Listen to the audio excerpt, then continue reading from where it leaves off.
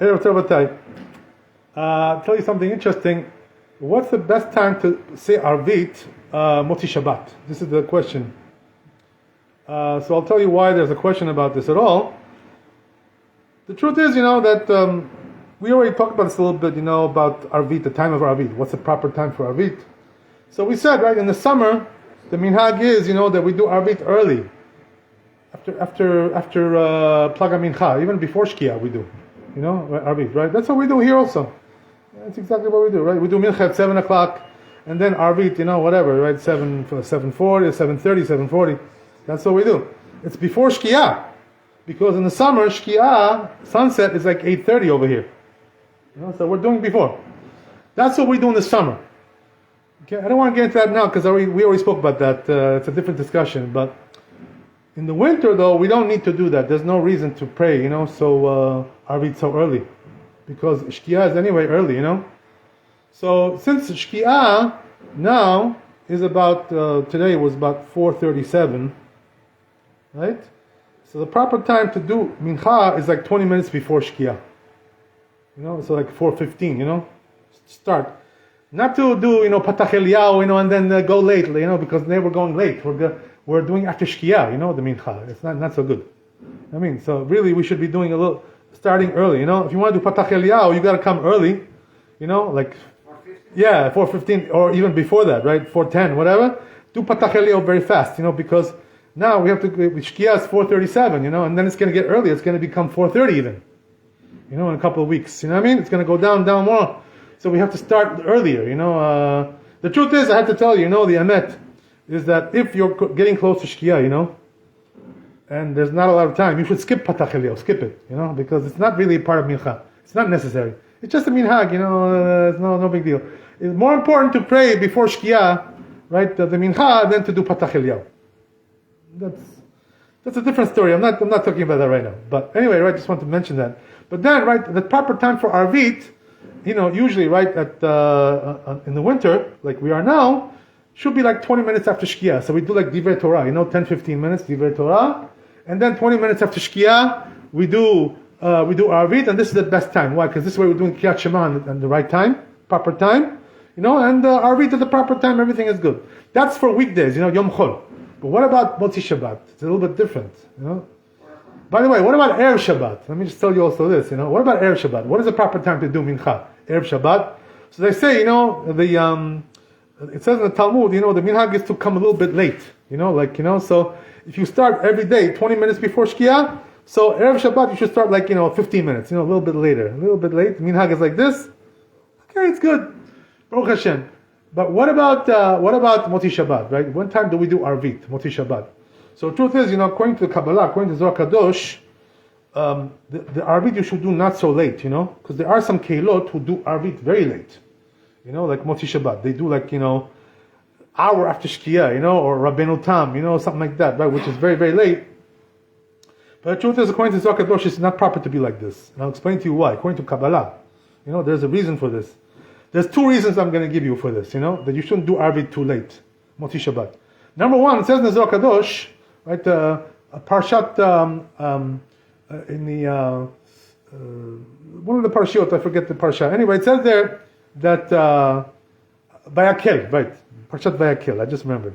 Parshat Vayakel. It says over there in the Zohar Kadosh that what happens is like this, that when Shabbat ends, right?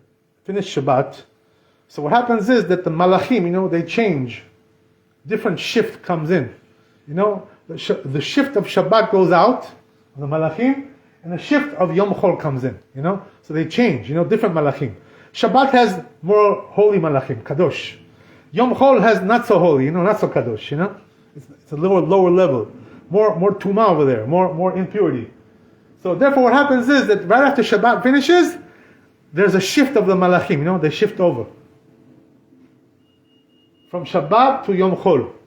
So what happens is, right, that if you don't do Arvit, if you do it late, if you don't do it early, you're doing Arvit, and already the Malachim came in for Yom Chol. This is the problem, They already came in because Shabbat is already over. So what happens is, now you're giving the Kedusha of Shabbat to those malachim, of Yom Chol. And it's no good. Why? Because they're tameh, these malachim. They have some tumah. So you're giving them the kedusha of Shabbat because you're praying very late. Shabbat is already over. So you're giving them a longer Shabbat. They don't deserve that. So what happens is that koach, right, of the Shabbat goes to the malachim, who are tameh. They're not so tahor. They're not so pure. They're not so kadosh. So you're giving it to them, which is no good because you're giving kedusha to the tameh, to the tumah. So this is the reason why a person shouldn't do Arvit, too late at Motzeh Shabbat. A little bit early, not too late. So what does that mean? What's the best time? Like half hour after Shkia, like we do here, half hour, 40 minutes. This is the best time, to do it like this. Not too much, 15 minutes, hour, more than an hour, Rabbeinu Tam, too much. Who does this? The Hasidim, they do like this, they do very late. Motzeh Shabbat, Arvit. They go like Rabbeinu Tam and even past Rabbeinu Tam. I remember one time we went to a certain Hasidic shtiblach, in Eretz Israel, and they were doing Divrei Torah, after Mincha in the Seudah Shlishit, even after Rabbeinu Tam, like hour and a half after Shkia, and I was just sitting there waiting, I was like, oh my God, when are they going to finish? I'm waiting. I want to go home already, do a big Havdalah. But they're going very, very late. The Hasidim, like this is what they do. But according to as we said, right, according to the Kabbalah, it's not proper to do like this. The proper thing to do is to go out of Shabbat, because since Shabbat is already over, as we said, right, you don't want to give the Kedusha to those Malachim, which are not Tahor, which are not Kadosh.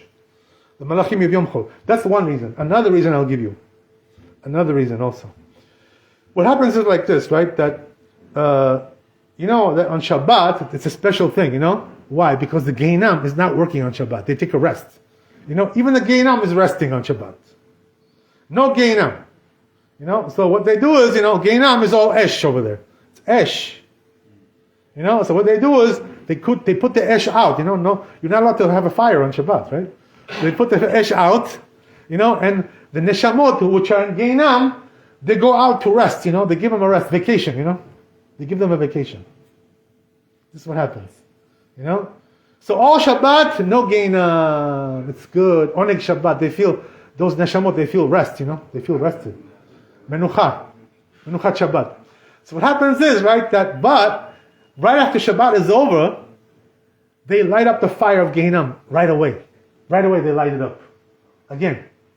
Right? So they tell the Neshamot, they announce to them, okay, everybody come back now. Right? Come back right? You have to go back to your place to get the Esh in Geina. So they all have to come back, assemble, come back there to go into the Esh. So what happens is like this, right? They say that once they light the Esh of Geinam, what happens is that a bad smell comes out, It's something, something like a spiritual bad smell. So it harms the neshama, to have this smell. It's harmful to the neshama. So what they do is, what we have to do down here, how do we prevent that? How do we save ourselves? What do we do to save ourselves? We say Yoshev Beseter Elyon. We say this, Tehillim. So the reason why we say this, Yoshev Beseter, is to save from the smell of Geinam. So what happens is, right, that they light up the Esh of the Geinam right away when Shabbat is over. So if you do Arvit late, you're smelling this Esh, and you have no protection from it. And so it's going to harm your neshama. It's not good, So this is another reason why we want to do Arvit early. Because we want to say, Yoshev Beseter, right, before Shabbat is over, and up there, and they light the Esh of Geinam. Because if they do, we're going to get harmed from it, That's why they say, by the way, that also, when you go home, right, you should make Havdalah right away. Why? Because if you don't, right, you're not protected from this Esh of the Geinam, The Havdalah protects you from that. So therefore, this is the reason why we want to do everything relatively early. Not too late for Motzeh Shabbat, So the proper thing to do, 30 minutes, 40 minutes after Shkia, after sunset, do Arvit, Yoshev Beseter, go do Havdalah at home, right? And then you're protected from the Esh of the Geinam, because that smell is harmful to the Neshama. Mechila, what do you want to say? The prayer of Arvit represents the beginning of the next day. Right. So now we are finishing practically Shabbat. and then we start the next day by reading Arvit. Right. Now, this is the first. Second, we think that as long as you stretch the time after Shabbat, you kind of stretching time before the starfire. Before the Right. Arvit. When you start reading Arvit, you're finishing practically Shabbat. Yeah. When you're stretching the time, you kind of stretch Shabbat. What you are saying is exactly what the Hasidim they believe. This is why they do. They wait longer. They say the longer we wait, they're not going to light the ash of the Ginam. But the truth is, it's not true. The lo emet. You know why? Because they have a timetable there. They're not waiting for us. You know what I mean? They have a timetable. When Shabbat is over, it's over. That's it. So they light the Ginam. In the Shamayim, they don't follow the rules that we follow here. You know what I mean? We have a different rules here. So therefore, when Shabbat is over, it's over. That's it. You know what I mean? This is the way we hold the Sfaradim. The Hasidim, they think like this. What you're saying. You understand? This is why they do what they do. But we, by us, by all the Keilot, Maran, Rabbi, he used to also, right? Same thing. When did he pray Arvit Motzeh Shabbat? Half hour after Shkia. This was the time, that he prayed. Usually, half hour. So exactly, almost like what we do here. Almost the same. 40 minutes, right? A little bit longer. Okay. No big deal. Pretty much the same thing. But not too good to wait too much longer. So now let me ask you a question, right? We just said that it's good to do Havdalah early, right? Because you should, not smell the ash of the Geinam, So go do Havdalah. Baruch Hashem, the Rabbi does it here also. It's good. Very good. This is the minhag, by the way. The minhag is that we should do the Havdalah in the Bet Knesset also. Don't just say, oh yeah, they'll go home, they'll do it home. No, why? The minhag also to do in Bet Knesset. Why? Because there are some people who don't have Havdalah at home. So you're being mezakeh, the people who don't have Havdalah. You're doing it for them over here. Why not? We should do. So it's a good minhag. Minhag of the Sfaradim also, same thing. That's the thing, that's the way we do it. Now let me ask you a question. Okay, fine. After we got all this, right, this whole thing, now let me ask you a question. What about when you do Havdalah, right? If you do it before, a little bit early, as we said, right? It's not Rabbeinu Tam yet. But according to Maran Ravadi and also Ramosha Feinstein, you should wait to do Esh, to light Esh. You should wait until Rabbeinu Tam, because we're being machbir, for Shabbat. So then, how do we make Havdalah early if we cannot light the Esh, Borei Meorei Esh? How can we do? So the minhag was by Maran Ravadi. What he did was he did Havdalah early, before Rabbeinu Tam. But what he did was that the child would light the Ner, Havdalah, the child. Katan. So Katan he doesn't have to be so careful about Rabbeinu Tam. You know what I mean? So Katan would come, he would light the Ner Havdalah, and we would do Havdalah early.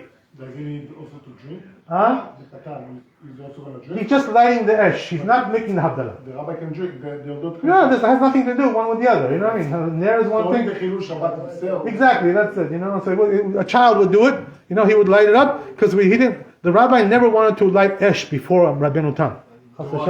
Chas v'shalom, right? Safek deoraita, safek skila. So therefore, that's the way we did it. Baruch Adonai leolam, amen ואמן. רבי חנן, שאומר, רצה הקדוש ברוך הוא לעזור בישראל, לפיכך קיבל להם תורה מצוות שנאמר בני חפש, למען צדקו יגדיל תורה בידיר.